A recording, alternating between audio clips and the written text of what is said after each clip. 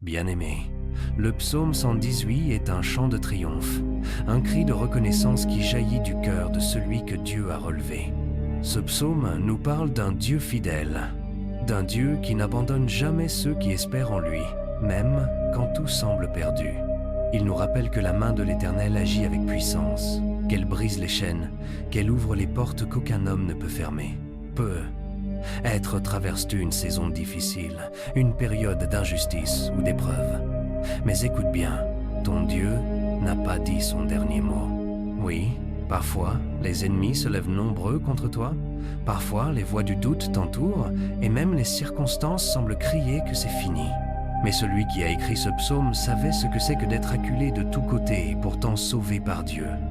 Il a vu la main du Seigneur le tirer du gouffre, et il a compris que ce n'est pas la force humaine qui sauve, mais la fidélité de Dieu. Toi aussi, tu verras la main de Dieu agir pour toi, là où tu croyais qu'il n'y avait plus d'espoir.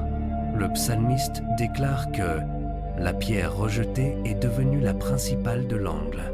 Cela veut dire que Dieu prend souvent ce que les hommes méprisent, ce que les autres trouvent inutile, et en fait un instrument de gloire. Ne te décourage pas si les gens t'ont rejeté, si le monde ne t'a pas reconnu. Dieu t'a choisi. Il t'a mis à part pour un plan que personne ne peut annuler. Ce que Dieu a préparé pour toi, aucun homme ne peut l'empêcher. Le psaume 118 est aussi une invitation à la gratitude. Il nous enseigne que même au cœur de la détresse, il faut louer. Parce que la louange attire la présence de Dieu. La louange te fait passer du lieu de la douleur au lieu de la délivrance. Quand tu remercies Dieu, non pas parce que tout va bien, mais parce que tu crois qu'il est fidèle, tu déclenches le miracle. C'est pour cela que le psalmiste pouvait dire que la droite de l'Éternel agit avec puissance. La main de Dieu agit pour ceux qui choisissent de lui faire confiance. Mon frère, ma sœur, ce que tu vis aujourd'hui n'est pas la fin. Dieu veut écrire une nouvelle histoire avec ta vie. Ce psaume te rappelle que tu peux tomber, mais tu ne resteras pas à terre. Tu peux être combattu, mais tu ne seras pas vaincu. Parce que ton secours ne vient pas des hommes, ton secours vient de l'Éternel, le Créateur du ciel et de la terre. Alors relève-toi, prends courage et proclame « Je vivrai et je raconterai les merveilles de Dieu ». Et si ce message te parle, si tu sens que Dieu t'interpelle à travers ces paroles, écris en commentaire ce que tu ressens. Dis ce que tu veux que Dieu change en toi ou ce que tu décides de ne plus faire après cette méditation. Et surtout, abonne-toi à cette chaîne Renouveau en Christ, car ici, chaque parole, chaque psaume, chaque prière est une semence de vie pour ton âme. Maintenant, mettons-nous à la présence du Seigneur et prions. Éternel notre Dieu, nous venons devant toi avec un cœur reconnaissant. Tu es le Dieu qui relève, le Dieu qui délivre, le Dieu qui change les situations impossibles. Seigneur, regarde ton enfant qui a écouté cette méditation. Tu connais sa douleur, tu vois ses combats, tu entends les soupirs qu'il n'a jamais osé exprimer.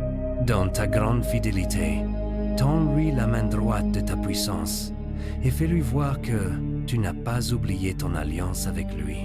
Laisse briller sur lui la lumière de ta faveur et que sa bouche s'ouvre pour te louer encore. Seigneur, comme le psalmiste, nous déclarons aujourd'hui « Je ne mourrai pas, mais je vivrai pour raconter tes merveilles ».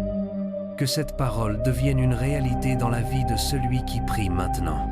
Là où il y avait la peur, dépose la confiance. Là où il y avait la honte, restaure la dignité. Là où les portes semblaient fermées, Seigneur, ouvre un passage nouveau afin que ton nom soit glorifié. Père, fais de ton enfant une pierre d'angle là où il avait été rejeté. Que ceux qui l'ont méprisé voient ton œuvre éclatante dans sa vie et que de sa bouche jaillisse désormais un chant de victoire, un chant de reconnaissance, un chant de triomphe.